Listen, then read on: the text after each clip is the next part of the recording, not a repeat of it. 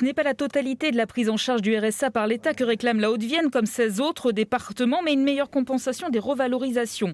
En 2021, le budget consacré par la Haute-Vienne au RSA est supérieur de 9% à celui de 2020 et ce n'est qu'un début, selon le président Leblois.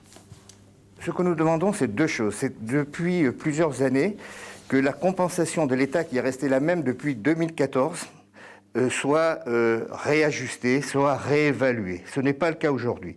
Et ensuite, il y a les décisions que l'État prend pour revaloriser le montant de l'allocation.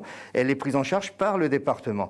Donc tout cela ne fait que s'additionner. Donc moi, je veux alerter, nous devons alerter l'État que la résolution de la crise sociale, elle est devant nous et que l'État doit en prendre conscience et être à nos côtés. J'ai reçu le contrat de cette jeune personne, donc si je comprends bien, c'est une jeune maman de moins de 25 ans. Parce que le rôle du département ne se cantonne pas au versement de l'allocation. Pour chaque bénéficiaire du RSA, la Haute-Vienne finance toute une équipe de travailleurs sociaux qui vont accompagner l'allocataire par le biais d'un contrat d'engagement réciproque. Les actions, elles sont à plusieurs niveaux. Il y a des actions d'inclusion sociale qui vont travailler sur les domaines du logement, de la santé, de la famille et des actions socio-professionnelles. C'est un suivi qui s'impose à la fois à l'allocataire dans le cadre des droits et devoirs, mais qui s'impose aussi au département qui a obligation de proposer l'accompagnement le plus adapté à l'allocataire.